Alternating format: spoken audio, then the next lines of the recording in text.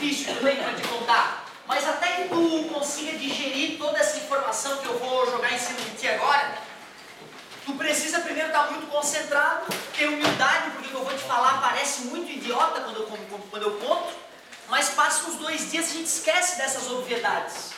Então seria muito importante, por mais que tu já tenha escutado essa história, prestar bastante atenção para aumentar a tua chance de absorver essas ideias. O que a gente viu de eletrostática até agora? Há milênios, a galera já percebe que esfregando materiais diferentes eles se atraem. Então há milênios os filósofos já percebem que alguma coisa que compõe os corpos, que quando eu esfrego um no outro, essas partículas migram de um corpo para o outro, desequilibram as energias do corpo e eles passam a se atrair. Um cara chutou, acha que aquele cara ali é positivo, aquele cara ali é negativo. E a ciência foi avançando e hoje a gente chama o elétron de negativo e o próton de positivo por puro chute. Eu não olho lá no microscópio, tem um mais ali no próton, por isso que ele é positivo. A ideia de positivo e negativo é um chute. Chute. Estou te dizendo que se eu disser a partir de hoje que o elétron é positivo e que o próton é negativo, não vai mudar porcaria nenhuma na física. Toda a física continua dando certo. Não muda as leis nenhuma, não muda regra nenhuma.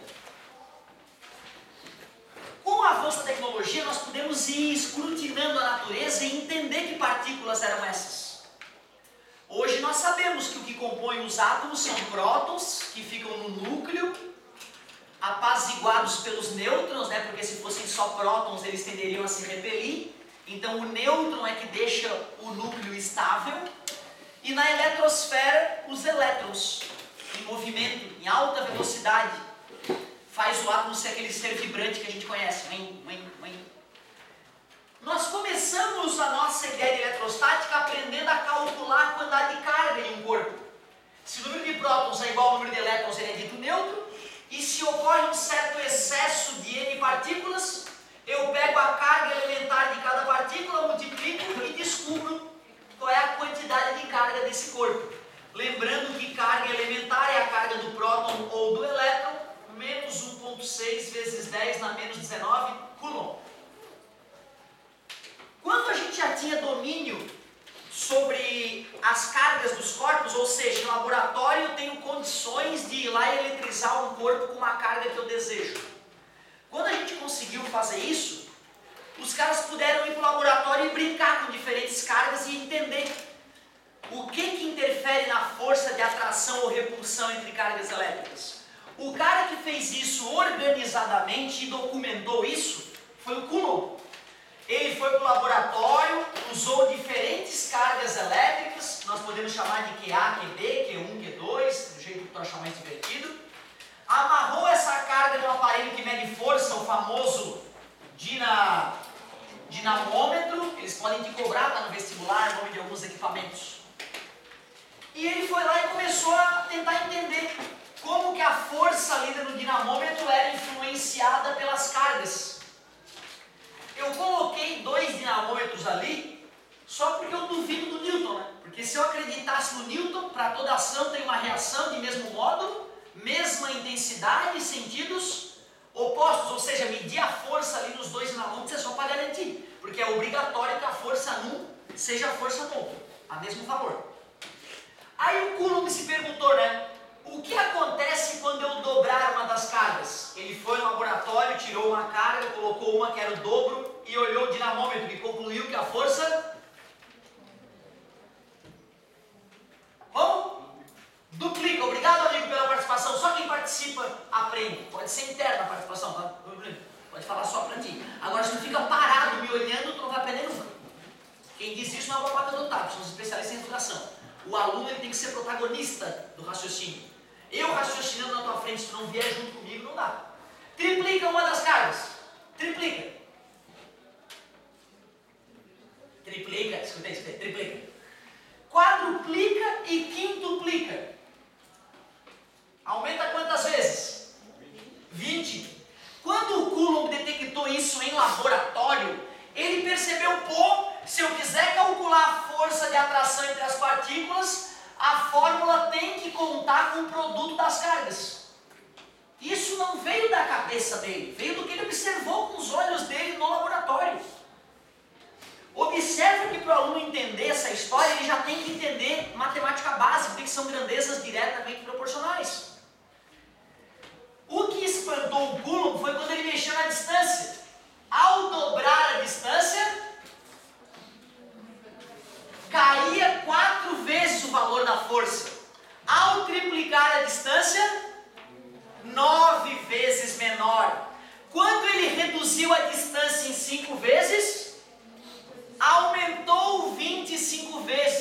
logo percebeu que a distância era inversamente proporcional, por isso embaixo. E outra, não podia ser só D, porque se fosse só D, quando dobra cai pela metade, quando triplica cai a 1/3. E estava sempre elevado ao quadrado o valor que ele lia no dinamômetro. Por isso ele elevou ao quadrado. Ele elevou ao quadrado porque ele percebeu no laboratório a coisa acontecendo ao quadrado. Não foi porque ele quis. Porque a natureza é assim, porque Deus quis talvez. Mas quando ele colocou água aqui, era ar no começo. Quando ele colocou água, ele percebeu que a força mudou. Ele colocou areia, a força mudou. Então ele percebeu que o material que tinha entre os corpos influenciava na força. Ele chamou isso de 1 sobre 4πe0. Ele chamou essa... Ele dizia que é a permissividade elétrica do material. Tu vê, apareceu um meio feio aqui na frente. Nós, mais modernamente, chamamos essa influência de constante eletrostática do material. Como força é uma grandeza vetorial, usar cargas positivas e negativas não fede nem cheira. Por isso que a gente usa em módulo. Essa lei ela já foi confirmada em laboratório em todas as partes do mundo, por diferentes cientistas, usando diferentes técnicas. Porra, então a lei, cara, é a lei de Coulomb, bicho. Isso é uma lei. Isso aqui não vai ser desrespeitado. Nós podemos confiar nessa ideia. Muitos anos se passaram com apenas essa ideia resolvendo as encrencas de eletrostática. Só que aí os caras começaram a pensar. Mais especificamente um alemão ninja chamado Gauss. Um matemático alemão chamado Gauss. Essa ideia de campo, toda a ideia de campo deriva do Gauss, filho da mãe. O Gauss falava, o Gauss pensava. Pô, não tem nada entre a caneta e a Terra. Mesmo assim a Terra puxa a caneta. Isso me mostra que tem alguma coisa acontecendo aqui nas proximidades da Terra. Ele chamou isso de campo gravitacional. Uma região influenciada pela presença de uma massa. Alemão Gauss, o nome do cara. Então, peraí, mesmo que eu tenha apenas uma carga elétrica solitária, mesmo que eu não coloque uma carga elétrica aqui para sentir atração ou repulsão, eu tenho que entender que já tem algo invisível ali no ambiente. Esta coisa invisível ali a gente chama de campo elétrico. Então, se eu fosse definir apenas em bom português o que é campo elétrico, é uma região nos arredores de uma carga elétrica. É uma região do ambiente, do espaço, do meio, influenciada pela presença de uma carga elétrica. Só que a física não pode se basear só em teoria. Ela tem que se basear em valores. A física ela é uma ciência prática, empírica. Eu tenho que ir para o laboratório e tirar conclusões laboratoriais, laboratoriais dos fenômenos. Então, o pessoal pegou cargas, fixou as cargas em algum lugar no laboratório, tipo uma mesa, e foi estudar o que estava acontecendo a uma certa distância dessa carga. Vamos ao laboratório, vamos fazer um experimento físico, vamos usar cargas de teste e medir a força que atua em cada carga de teste colocado naquele ponto. Professor, não pode ser ali ou aqui? Pode, tu que escolhe o ponto, vamos fazer aquele ali então, ali. Em laboratório, para as pessoas que trabalham no laboratório não morrerem, a gente nunca usa carga de 2 coulombs, 4 coulombs, 6 coulombs, porque se o cara errar no laboratório, ele morre com essa carga.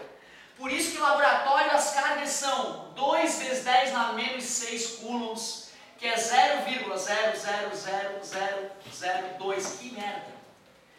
Eu acho que usar um valor assim pequeno pode turvar o teu raciocínio. Por isso que eu vou usar valores assassinos de carga.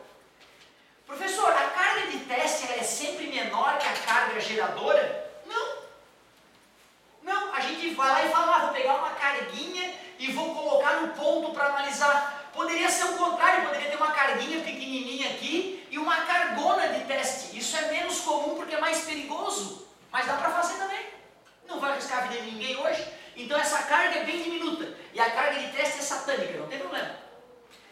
Amarra a carga de teste no equipamento de medir força, o famoso, obrigado, dinamômetro. Bota a carga de teste no ponto que está sendo estudado e mede a força. Meu Deus, deu 333 newtons. Tu vê que merda eu escolher aquele valor, né, cara? Uma merda escolher aquele valor. Porque vai te atrapalhar na hora de raciocinar. 300. Vai. Pô, foi o que eu acabei de te explicar, pô. Eu acabei de te explicar que a força elétrica entre duas cargas, né, aquela que eu coloquei ali e essa aqui, é diretamente proporcional ao número das cargas. Então, ir em laboratório e perceber isso é só confirmar a lei de Coulomb de novo. Mas o cientista, ele repete o experimento para ver realmente se está funcionando. Claro! Isso parece idiota. A pessoa normal olha isso e ela não quer saber dessa porcaria. Porra, que coisa idiota. Mas os cientistas estavam tentando medir o invisível que está acontecendo aqui em volta, chamado campo.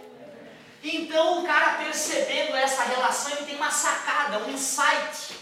E ele vai lá e escreve um documento para ser publicado em uma revista científica para outras pessoas analisarem e ver se a ideia é boa. A ideia do cara chama-se campo elétrico.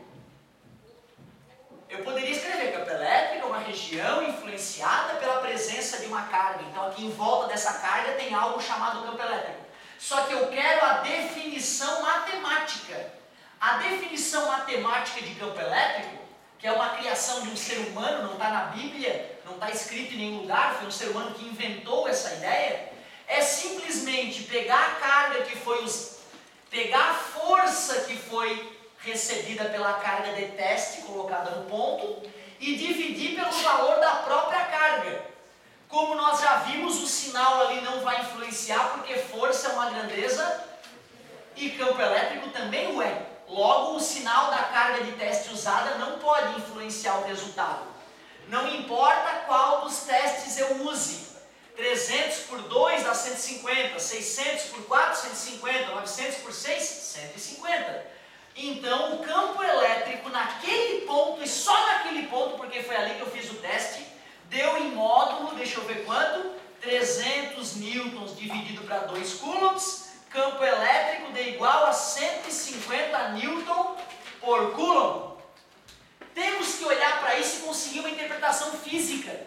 Deixa eu ver o que isso aqui significa. Se eu botar 1 coulomb ali, recebe meio coulomb. 75 newtons. 2 coulombs, 300 newtons. 1.23 coulombs. Não sei, de cabeça não sei. Aí usa a fórmula. Ou seja, também não adianta tu saber fazer as contas de cabeça e não conseguir usar essa fórmula. Essa fórmula não é para te sacanear, é para te ajudar quando os números não forem óbvios. O legal disso, é que se eu pego essa carga, levo para o Turcomenistão e falo para um cientista lá fazer um teste nessa mesma distância, mesmo que ele use cargas de testes diferentes, ele obtém o mesmo campo elétrico, mostrando que a ideia é honesta. Não importa que carga de teste eu uso no ponto, o resultado dá o mesmo. Se para diferentes cargas de teste o resultado do campo elétrico naquele ponto é igual, única explicação, quem está causando o campo elétrico é essa carga que era a mesma o tempo todo. Cara, só de tu saber usar a definição de campo elétrico, tu mata um monte de questão. Tem um monte de questão que a galera erra no vestibular por não saber usar essa equação, ou por não estar familiarizado com ela. Só tem uma fragilidade essa ideia. Se eu só me agarrasse à ideia de campo elétrico como ali está escrita, toda a vida que eu quiser calcular um campo elétrico, eu tenho que chamar um técnico em eletrostática, com as suas cargas de teste com seu dinamômetro e medir o campo elétrico. E é fundamental eu saber o campo elétrico nessa sala de aula agora. Vocês podem estar correndo riscos de saúde. Campos elétricos muito intensos podem gerar problema nas pessoas. O teu corpo é elétrico, lembra? O teu funcionamento do cérebro é elétrico. Se eu botar um campo elétrico muito intenso aqui, as correntes elétricas que circulam no meu cérebro que me fazem pensar... cara, tu pensar é uma corrente elétrica no teu cérebro, bicho, é um robô. Se eu botar um campo elétrico aqui, meus elétrons do meu cérebro vão querer ir para o outro lado, eu posso ficar perturbado. Já ouviram falar no capacete de Deus? O capacete de Deus é um capacete que um sujeito fez numa universidade que eu não sei qual, que ele joga a radiação eletromagnética numa certa região do teu cérebro e tu acha que tu encontrou Deus.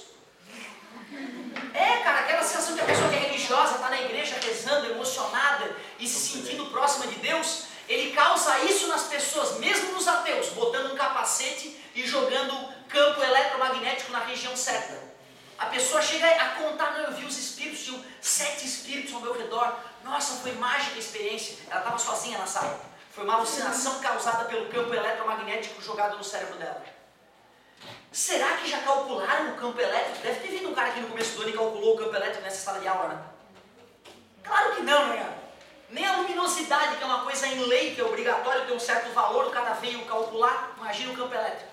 Mas o fabricante dessa lâmpada já calculou o campo elétrico gerado por ela. O fabricante do projetor mostrou qual é o campo elétrico que aquela porcaria gera quando está ligada. Minha câmera também. Então, nós estamos a salvo aqui. Não tem nenhum equipamento que pode gerar campos elétricos assassinos aqui. Estamos todos raciocinando bem, campo elétrico baixinho aqui. Tranquilo? Pô, mas peraí, eu não quero ficar dependente de experimentos físicos. Será que não tem uma maneira teórica para eu calcular o campo elétrico que essa carga gerou naquele ponto? Eu já tenho uma maneira teórica para calcular a força? Tenho, né? Não preciso mais usar o dinamômetro, porque o Coulomb me ensinou a calcular a força elétrica. Então eu posso substituir uma fórmula na outra. Observem que eu alterei de propósito quem é o Qzão e quem é o Qzinho. O senhor que tá louco? Antes tu chamou de QA e QB, agora é Qzão e Qzinho. Não, cara, se tu não gostou, tu chama uma de QA, a outra de QB, meu querido. Isso não vai mudar a nossa física. É perfumaria isso aí. Dividido por Qzão agora, né? Já que eu usei a carga de teste de Qzão. Aí cortou e cortou devido à divisão de fração. Campo elétrico gerado por uma carga. Só porque eu usei Qzinho no lugar de Qzão mudou alguma porcaria? Nada. Campo elétrico é uma grandeza vetorial. Logo, essa fórmula só serve para calcular o módulo. Como é que eu sei a direção e o sentido? Cargas positivas geram um campo de afastamento. Cargas negativas geram um campo de aproximação. A seta ou aponta para a carga ou para longe dela. Foi até aí que a gente chegou basicamente. Concorda comigo? E tu vê, cara, eu te contei a teoria toda de novo, não quer dizer que tu vai resolver todos os exercícios de campo elétrico. Tem um monte de exercício altamente intrincado aí que pode dar uma dor de cabeça enorme. Aliás, né, essa fórmula é o campo elétrico gerado por uma carga. E se eu tiver várias cargas, se eu tiver uma carga aqui, outra carga ali, outra carga aqui, e quiser saber o campo elétrico naquele ponto, eu vou ter que usar essa relação para achar o campo elétrico da carga 1, que é o E1. Vou ter que usar essa relação para achar o campo elétrico gerado pela carga 2, que é um campo de aproximação. Vou ter que usar aquela relação para achar o módulo do campo elétrico gerado pela carga 3. E aí, tenho que saber vetores para finalizar. Outra matéria. Certo? Eu que te mostrei vetores. Já viram as regrinhas para os vetores? Certo? Isso é uma coisa legal, tu vê, ó. Não adianta também agora eu parar a aula, não, então vamos estudar vetores, que é outra aula, eu vou gastar uma aula inteira, uma meia aula toda para poder te explicar vetores. Né? Depois eu posso falar com o polaco e perguntar para ele em que área ele está dos vetores para ver se eu preciso acrescentar alguma coisa de vetores para vocês. Vocês aceitam que a ideia de campo elétrico foi derivada da ideia de força elétrica? Aceitável? Força elétrica é vetorial, campo elétrico que está linkado à força elétrica é vetorial. Vetor é uma porcaria, sabe? Vetor é uma encrenca. Grandeza escalar é uma delícia. Ou tu soma ou tu subtrai, é gostoso de brincar. Grandeza vetorial pode dar incômodo. Se tiver tudo alinhado não tem problema, né? Vetor alinhado é tranquilo. Pro mesmo lado tu soma, para lados opostos tu 90 graus a galera curte também, é só fazer o Pitágoras. Agora, quando existe um ângulo qualquer entre os vetores, aí tu já tem que partir para a lei dos cossenos. Tu vê, ó, se os vetores não são perpendiculares, vetor resultante, olha que fórmula bonita tu tem que usar. Se não for 90 graus, ó. Tá? Então, se os vetores no final das contas fizerem um ângulo que não é 90 graus, nem 0, nem 180, tu tem que usar essa relação bonita aí que a gente pode deduzir, inclusive, numa outra aula, para tu acreditar nela. Eu nunca acreditava nas fórmulas que brotavam na minha frente. Para acreditar, tinha que me mostrar. Onde é que veio essa porcaria? Isso aí é só usar cosseno, cara. Lei dos cossenos, que a gente usa cosseno para definir ela. Só tem uma notícia triste para te dar. Força hoje em dia não significa merda nenhuma. Não importa o quão forte ou o quão fraco cada um de vocês seja, não vai mudar nada na tua vida. Ou tu precisa ter força para levantar o garfo para comer. Ou precisa ter força para caminhar para vir para a sala de aula. Não.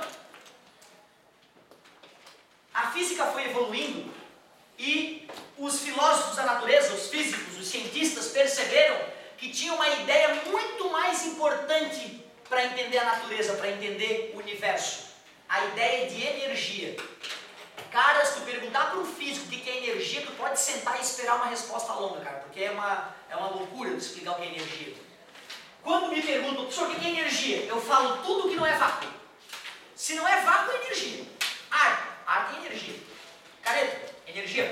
E bota energia nisso, muita energia. Lembra, né? Muita energia. Se eu pudesse transformar essa energia em energia elétrica, daria para abastecer Erechim com todas as suas casas e indústrias durante um mês, pelo menos. Nós vamos conseguir, pegar bosta de vaca e transformar em energia.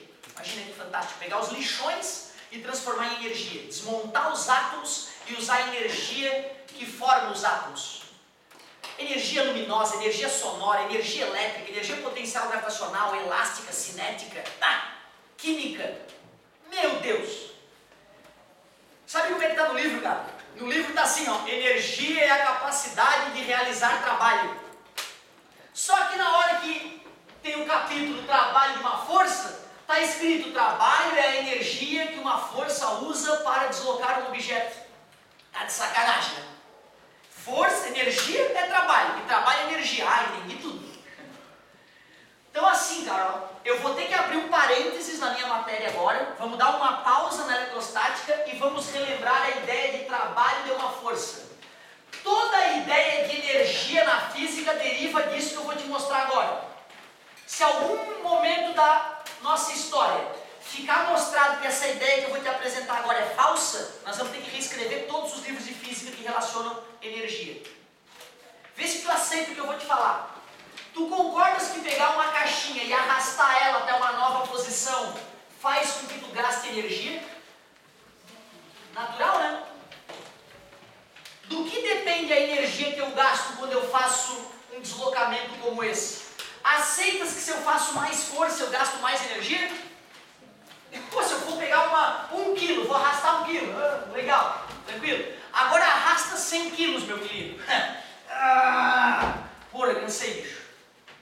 Claro, é intuitivo, quanto mais força o ser humano faz, mais ele se desgasta, mais ele consome o que a gente chama de energia. Aceita-se quanto maior a distância, maior o gasto energético? Professor, arrasta a caneta a 1 metro. Ridículo. Professor, arrasta a caneta por 42 quilômetros. Não tenho energia para isso. Eu infarto no meio do caminho. Só de caminhar os 42 quilômetros eu acho que eu infarto. Imagina arrastando a caneta. Então, olha só. Se eu quiser definir quanta energia eu vou gastar para fazer esse deslocamento, eu primeiro vou me preocupar em decompor a força, porque vocês aceitam que é qual das forças, qual das parcelas da força F ocasionou esse deslocamento? Fx. Se eu tenho um ângulo que a força F faz horizontal, já viram decomposição esse ano? Fx é F vezes. Quando entre o vetor componente e o vetor original está com ângulo, tu multiplica por cosseno. Quem me ensinou essa técnica rápida de decomposição foi a Sônia Peducci, lá da UFSC. Eu estava decompondo vetor lá no começo da engenharia mecânica e eu fazia assim, ó. Seno de alfa é o cateto oposto, que é o Fy, dividido pela hipotenusa. Está dividindo, passa Fy é F vezes seno. Eu já te falei, eu me achava, né? Então eu estava ali todo bobo fazendo decomposição de vetores, passou a Sônia, olhou e, que isso, cara, você fazendo o quê? Eu já me encolhi, né? Estou decompondo, professor. E ela, não, assim demora muito. Já me deu uma puteada e falou, não, ó, o negócio é o seguinte, tu queres calcular uma componente, tu pega o vetor original e multiplica ou por seno ou por cosseno. Quando está com ângulo, cosseno. Quando está sem ângulo, seno. Meu Deus, demora 10 segundos para decompor desse jeito. E eu, seno é o oposto de hipotenusa, pelo amor de Deus, né, cara? Não dá para esse atraso de vida todo. Trabalho, tu pode usar a letra W de work para inglês ver, né? É o produto da força que produziu o deslocamento pelo próprio deslocamento. Como a força X é F vezes cosseno, para ficar bonitinho, é assim que o livro apresenta a ideia de trabalho de uma força. Sinceramente, meu amigo, se eu sou autor de vestibular, eu não boto essa fórmula no vestibular. Primeiro que aquele cosseno ali, eu estou te falando, ó, já que tu não sabe decompor, eu vou decompor para ti.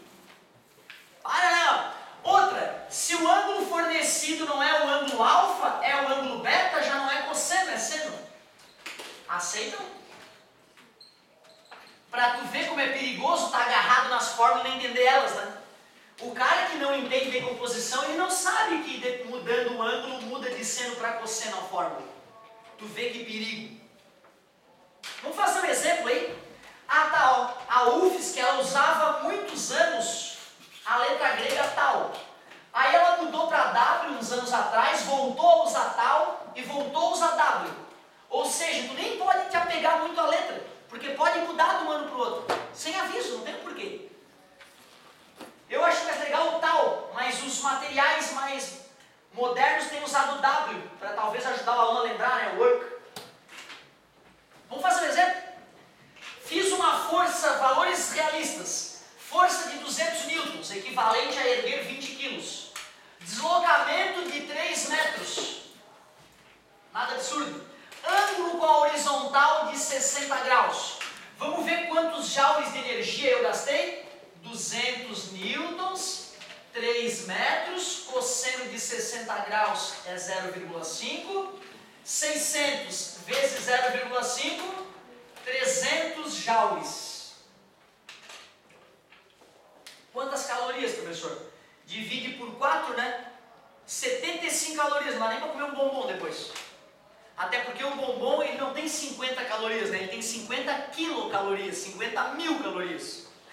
Tem que fazer esse deslocamento 1000 vezes para poder comer o bombom sem preocupação de armazenar gordura, sem preocupação de engordar. Legal. Ideia de energia. Energia cinética, como é que eu deduzo?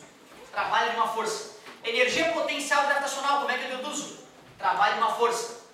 Trabalho realizado por um gás, energia produzida ou transformada por um gás, como é que eu deduzo? Trabalho de uma força. Toda a maldita energia que aparecer na física a partir de hoje, nós vamos usar como ponto de partida essa ideia. Se essa ideia estiver errada, a física vai ter que ser reescrita. Mas tu concordas que é intuitiva essa ideia? Né? Quanto mais força eu faço, mais energia eu gasto. Quanto maior o deslocamento que eu executo, mais energia eu gasto. E como eu estava te falando, meu querido, energia é uma grandeza física muito mais fundamental e importante para entender a natureza do que força. Portanto, agora sim, eletrostática nova. Agora que eu te preparei com uma ideia anterior muito importante, eu posso te mostrar o que é trabalho da força elétrica. Trabalho da força elétrica pode ter um sinônimo, tá? O sinônimo é energia potencial, respira fundo, potencial elétrica. Como assim, professor? São dois nomes diferentes para a mesma coisa. Sabe energia potencial gravitacional, MGH? É o mesmo que trabalho da força-peso, são sinônimos. Na hora que o professor for falar de energia potencial gravitacional, é importante, né, alertar para o aluno que energia potencial gravitacional é exatamente a mesma coisa que o trabalho da força-peso. Sinônimos, hein? Vou pegar uma carga Qzão fixa no laboratório. Deixa lá. E vou fazer o seguinte, ó. Se eu pegar uma carga Qzinho também positiva, bem próxima, tu aceita que eu vou ter que ficar segurando para ela não repelir? Se eu soltar, essa partícula dispara para lá. Aceitável? No começo, a força elétrica é grande, porque a distância é pequena. À medida que a carga Qzinho começar a se deslocar, a força diminui. Mas apesar de a força diminuir, a velocidade da partícula está cada vez maior. Concorda comigo? Porque se existe força, existe aceleração. A aceleração está cada vez menor, mas ainda existe. Peraí, cara, quando a partícula estava parada, ela tinha energia cinética? Não, mas quando eu soltei ela e ela começou a acelerar, ela começou a adquirir energia cinética. Da onde veio essa energia cinética? Da força de que tipo? Elétrica? Quer dizer que naquela situação inicial, antes de a partícula adquirir velocidade, porque ela estava parada, eu estava ali segurando ela, quando eu liberei ela e ela adquiriu velocidade, essa partícula adquiriu energia cinética, oriunda da onde? Da força que é do tipo? Então a única explicação, antes dela começar a se mover, ela já tinha energia. O nome dessa energia? Energia elétrica. Energia potencial elétrica porque depende da posição. Tudo na física que depende da posição, a gente chama de potencial. Para não ter que escrever energia elétrica dependente da posição, eu chamo de energia potencial elétrica. Potencial significa dependente da posição. Vamos calcular essa energia então. Mas toda a ideia de energia deriva da ideia de trabalho.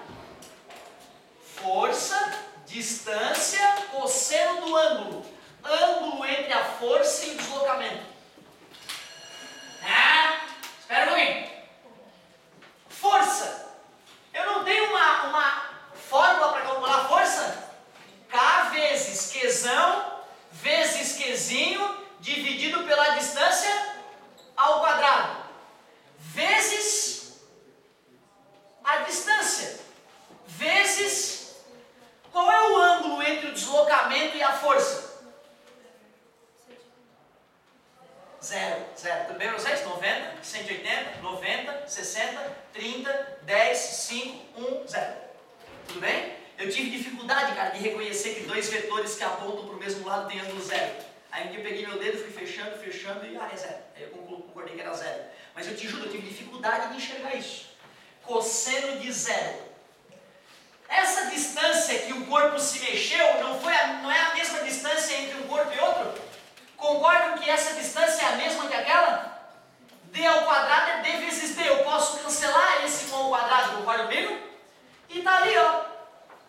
Trabalho da força elétrica é K vezes Q dividido por D. Ou se tu preferir, pode chamar de energia potencial elétrica. K vezes Q sobre D. Professor, pode chamar de Q1 e Q2? Pode. QA e QB, professor? Pode. Esse sinal foi para acabar em aula? Não é possível, isso é um fenômeno paranormal. Só um detalhe, tá, gente? Energia é uma grandeza Essa é a notícia boa, cara.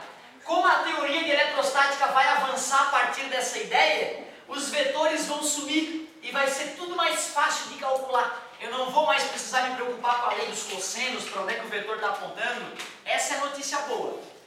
Então, ó, essa fórmula serve para quantas cargas? Duas, né?